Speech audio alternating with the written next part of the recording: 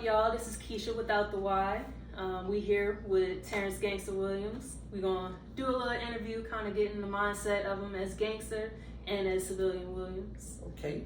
So, tell us how you feeling today, gangster? I'm feeling very good. Every time God wake me up, it's a blessing. I'm happy to have you here to hang out, and that's gonna get the young crowd in here. Yeah. I appreciate it as well. Yeah, let's get it. All right, let's get it. All right, so tell us a little bit about your earliest memories, about your upbringing, the environment you grew up in, and how that shaped your mentality growing up. I grew up in Gertown, 17th Ward, not too far from Holly Grove where Lil Wayne hood. When I growing up, like I never witnessed shooting, nobody getting shot, no murders. I see my what we call Godfather. We used to call my parrain. I seen him. What I would later find out shoot the heroin. Mm-hmm. He used to have a lot of handkerchiefs, but he would leave needles around in the bathroom. So I was around that kind of stuff, but I wasn't really aware of what he was doing, what it was. But I was on a swimming team growing up in Gertown. I learned how to sit out the store at A&P. Learned how to sit out the store. But other than that, I had a nice upbringing. We had in our backyard, we had chickens. I remember having a dog, a little beige dog named Duke. My grandfather used to grow melatonin in the backyard. But yeah, I had a pretty cool upbringing. It wasn't until we moved from Gertown to the Calio Project when I started seeing all the drama. Mm-hmm. That's when things started switching up. Then when we moved out the project across the street on Johnson and Jackson, that's when I started realizing like I had to start making money, I had to start helping out. Okay. Yeah. All right, so you say you moved to the Calio, you moved to the projects. You say you needed to start making money to help your mama. Well, what circumstances, is there a specific thing that happened that where you were like, yeah, I need to get this started now? Like I need to go down this path that you took. Okay, right now to this day, mm-hmm. I do not eat string beans. Snap beans, string beans, the little green, the little peas, the little thing, the little salon with the little, mm-hmm. The green beans. You look at my hand like I got it in my hand. I got it. So anyway, I don't eat that, and I don't eat cranberry sauce. Okay. Because my mother, she worked, she tried. We lived in a one-bedroom apartment. My mother would take the mattress off her bed, put it over in the corner for me and my other two brothers to sleep on. In our kitchen, we had a ice chest with no refrigerator. And that was all we had to eat, that one can of string bean and one can of cranberry. So I don't eat that to this day.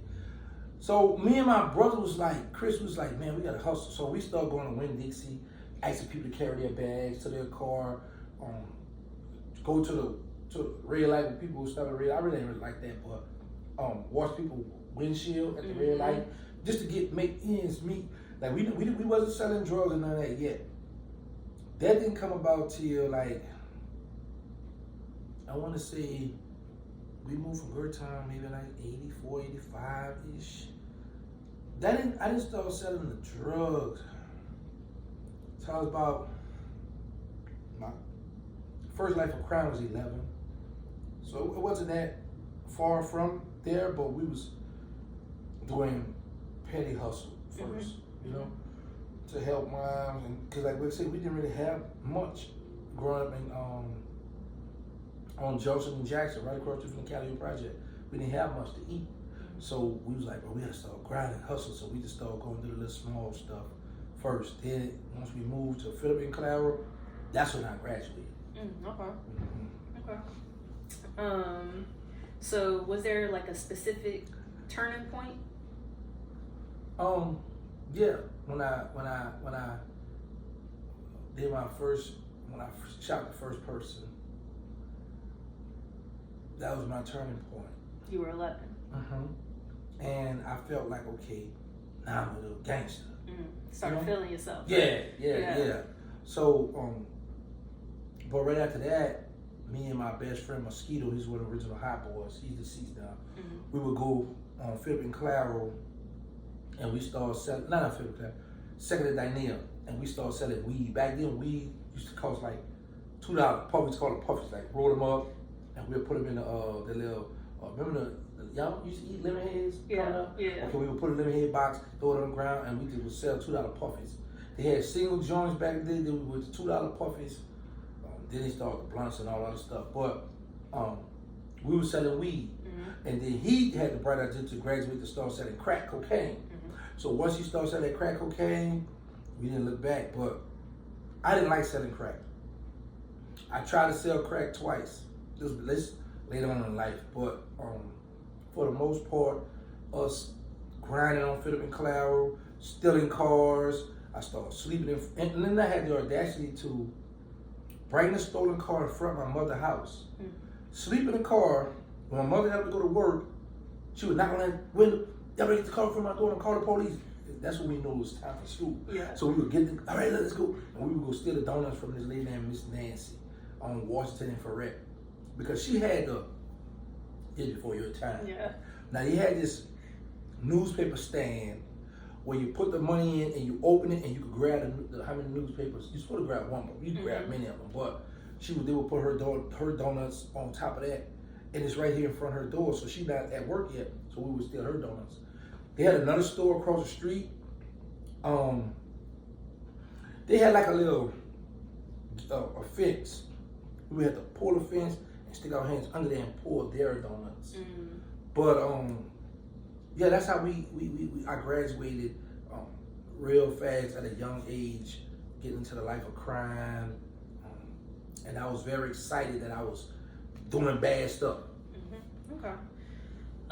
So what was your first run-in like with the law? Like, how'd you feel about that?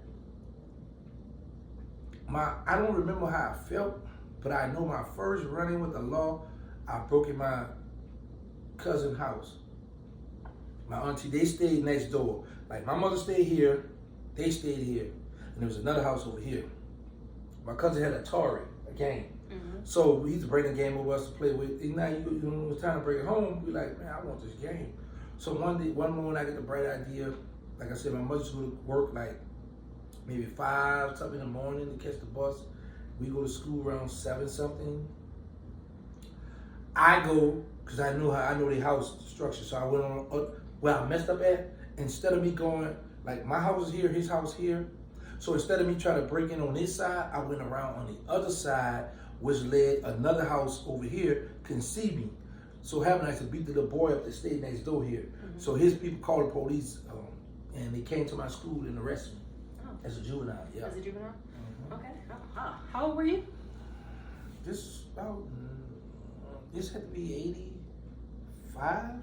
So I had to be, I was about 11, 11. Okay, so everything just started to pop off around the same time. Yeah. Right? Mm-hmm. You just dove head in with full force. Big facts. Yeah. All right. Right.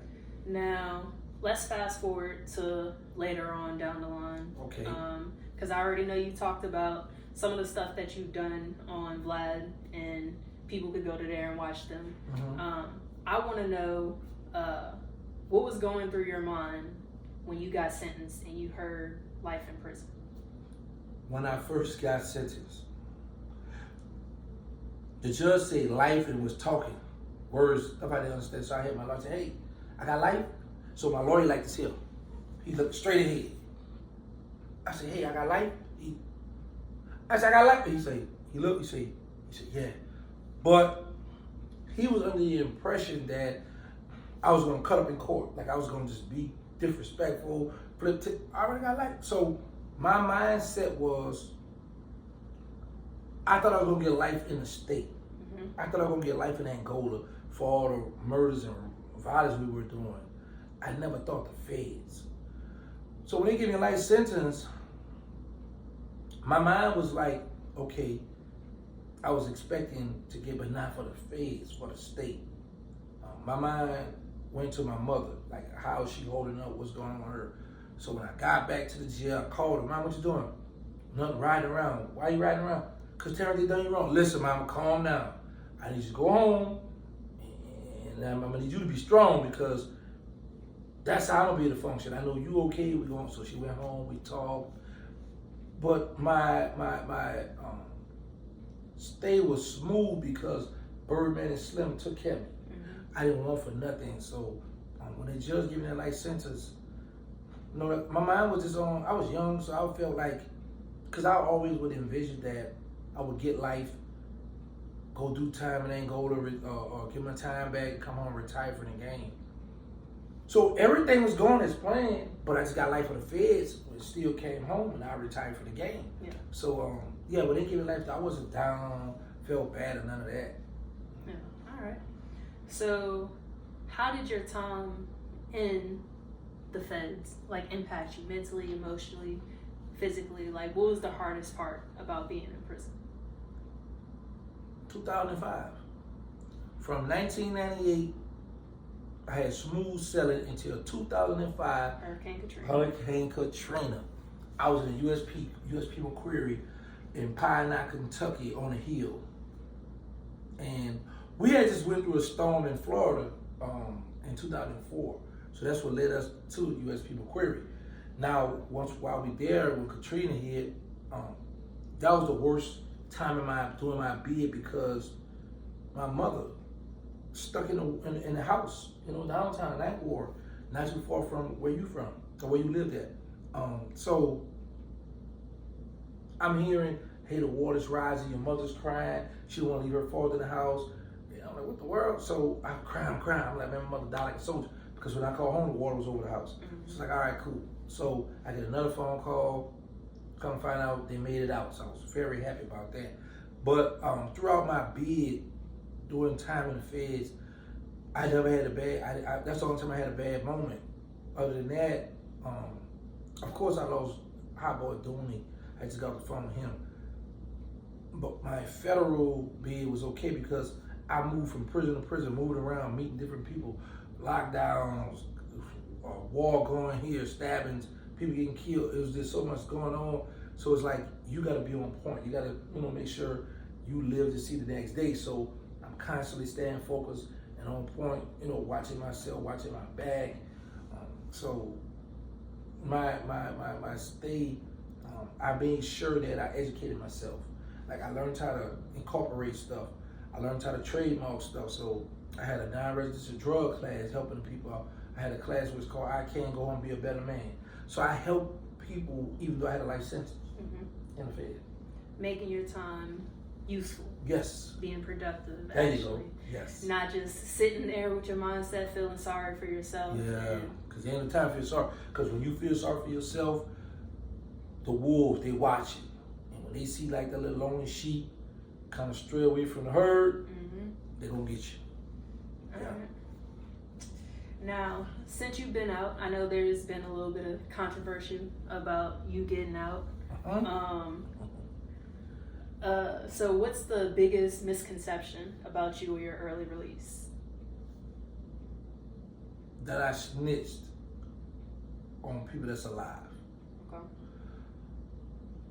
At this point, I don't, because some people believe, some people don't. So it's like up for grabs, but at this point, I don't try to go out my way to prove a point to no one because I take care of myself. And I learned once the problem is solved, then you have nothing else to talk about. It's no more, because everybody, we already know that already. So once you just keep them in suspense, like what's going on? Oh, we found this out. Oh, we heard you told on the mayor. Yeah. Oh, we heard you went and got the president indicted. Oh, I did? Let's talk about it. Yeah. Let's talk about it. Let's sit down and talk about that now. Yeah. But yeah, I'm just enjoying life. I'm just happy to be home. But it's been a bunch of wild stories about me. Yeah.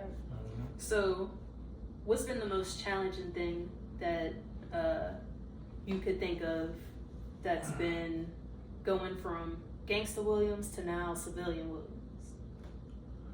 The most challenging thing is the disrespect I endure on the internet. Because I'm like, a lot of people that I get into it with on the internet, some of them not real gangsters. Some of them younger than I am, and I'm like, well, hold on, when I was on the street, you was on the porch, or you a little boy, like, what am I even entertaining you for? Like, where's your father? So, I learned quickly, like, oh, you know what? When I started learning the word troll, I said, oh, people come to the internet just to have fun, just to try to take you off, to get a reaction out of you, da da da. So I was like, oh, okay, this is what they're doing. All right, well, I could, play along with that. That's pretty cool. So once I started learning the rules and regulations of the bull crap they bring to you on social media, once I conquered that, now it's smooth sailing. All right. Now, what's been the most important lesson that you've learned from your experience? What, out here or in prison? Both, just in life in general. My most is to be careful who you do your dirt with. Be careful who you do your dirt with. Be careful who you deal with, period. Because if I think about it, which I am now, I'm the one that got the people in trouble who was with me because my phone's tapped. So the guy come to buy drugs from me, so that's what got us in trouble. So you just gotta be careful who you deal with. All money ain't good money. We have a saying, we say that all money ain't good money. So we'll say that, but do we really mean that? You know what I'm saying? So by me always trying to just get all the dollars, all the money, or you want to buy some drugs, come on. Me being friendly with everybody, that's what led me to the feds. Okay. So I'm a big fan of Soulja Slim. I know he was a little bit before my time, but I do have older brothers and they put me on. Okay. One of my favorite songs by him is Soulja Life Mentality. Okay. And in that song, he says, niggas today ignorant, especially my little generation, squeeze triggers with no hesitation for any kind of little altercation. How do you feel about how nothing's really changed from that time as to now? And what would you say he would say about today's culture? Because people are extremely, how do I put this? They into the gun violence. Like they don't want to throw hands. They strictly go straight to shooting and don't really understand the consequences. I like how you broke that down. You sound real proper rapping it. So I don't know if you had to take that in class in school. You had to do it. Then y'all do what they say you got to write a essay or something. Or do y'all have to do a little project? Yeah. Whatever. Anyway, I'm gonna say this here. I don't know what Slim would say right now, but me looking back then and looking now, nothing has changed. The only thing that's different from us back then to now, social media. Because I believe if they had social media back when we were coming up, and we was the murder capital at once a few times, it would have been worse because now we know how enemies at because everybody posting, everybody going live. You want to show out the car you driving, who all you around. It would have been worse if we had that back then. But like I said, I don't know what Slim would say, but I'm just looking at it like now that me older, a parent, I understand now what my mother went through. Like the other day, I was in the car with my mother, and I was like, my son in prison, my boy, drive me crazy, boy, call home. So you know he's spending money, dad spending money. And my mama say, oh cool. She say, now you know how I feel. Ooh, that hurt too. I was like, what you talking about? You know what I'm saying? When she said that, and I remember calling mama, send me some money. Mama, yes you do, you got money, mama, send me some money. Mama, I remember calling my mother in jail at times, and my mother said, now you see how I feel. And I was like, whoa, that was a reality check. Yeah. But like I say, nothing. It's still the same. Everything the same. We in a world where it's like you got to show me. No matter how much we try to have the leaders, the people to speak up. Hey, don't do this. There, stop the violence. Blah blah blah blah. There are still gonna have people gonna feel like, man, he old, miserable, he washed up. I'm going out here and I'm going step. I'm going to pull this trigger. I'm going to run the block. I'm going to do all this. So if we could just reach one person, we done good. Yeah, I agree. All right, now, last question I got for you. Okay. Knowing what you know now, what advice would you give your younger self or someone who may be on the verge of taking a similar path that you took in life? First, I'm going to tell my younger self, listen, them $375,000 you had there saved, don't put it at grandma's house. Go hide there by your grandfather. And I always visit in jail. dig up a hole in the ground in the backyard, drop that money down up in there. It's gonna always be there because my grandfather, they own that house. Mm-hmm. But now that I'm civilian, I would tell my younger self, or either younger people, peer pressure. Mm-hmm. Don't be afraid to tell your friends, I don't want to get the car. Don't be afraid to tell your friends, no, I don't want that gun. Or no, I don't want to shoot this boy. I don't want to fight these people because of some stupidity. Because the minute you go to jail, your friends are not going to be able to help you. You might know you must call them when you go to jail. And the crazy part about it is, you be 10, 15, 20 deep, fighting people, shooting people, doing all this crazy stuff. And when everybody go to jail, they all broke. See, back then when we was hanging together, at least all of us had money. Now these days, maybe 20 of them, maybe 2 or 3 of them might have some money. And now the thing is, he got to take care of himself. So it's the peer pressure. We got to learn to conquer that. We have to learn to stop worrying about what people are going to think and say about us. And once the youngsters can conquer that, they're going to be better off. Well, I appreciate you. Learned a lot. Thank you for coming and hang out with me. Absolutely. You did. Tell them your channel you got. Oh, yeah. I got my Instagram and YouTube's the same as @Keisha, KEISHAD 96. You could look me up on there. Be on the lookout for some more content for my YouTube channel, focusing more on mental health side and just persevering as a Black person in America. You think I got mental problems that I may need help? Or you could help me with the mental health issues that you're gonna attack? I can't say, because I'm not a therapist myself or a psychiatrist, but I think there may be some things that you don't really think about or really process. So like, I know you have talked about on Vlad admitting to killing 40 people, right? I don't know, like... Well, I didn't admit to killing 40, I admitted to 40 bodies.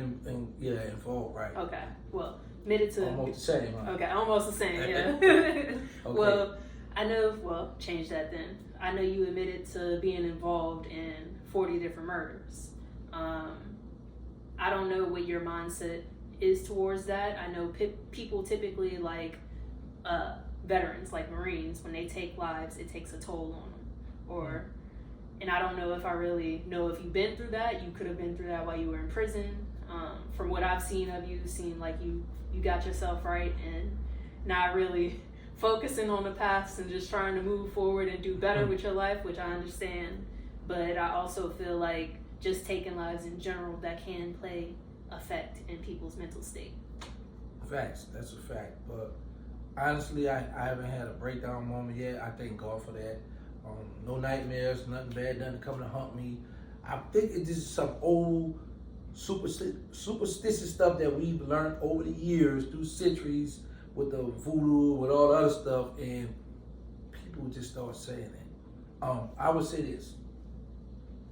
When you think something, then it gets in your mind, and then it starts to work. Like, you ever done this before? Like, talk to someone or looked at someone, and then when you went to sleep, that person appeared in your dream? Don't just with me. No. I get what you're saying, because like basically just harping on things, right. And like the more you think about it, the more it's gonna affect you. Right, it's gonna come into fruition. Yeah. So my thing is, I don't dwell on this stuff. I don't think about this stuff. It is what it is. My mind be on how to get me some money, and thanking God for waking me up, and how I'm gonna be successful in all my other business adventures. That's what my mind be at. And get me like 2-3 women that I can just lay up with and enjoy life. Yeah, I feel it. I need 2-3 so y'all listen, I need 2-3 of y'all, you dig? I need all y'all to get along. You heard me? Because I don't want to be sneaky. Because I don't know how to sneak. Where my phone at? He like women that like women, y'all. Big facts. So if that's y'all, hit him up. Hit me up. That's right. Women that like women. So other than that, stay out my DM and stay out my phone too, all right?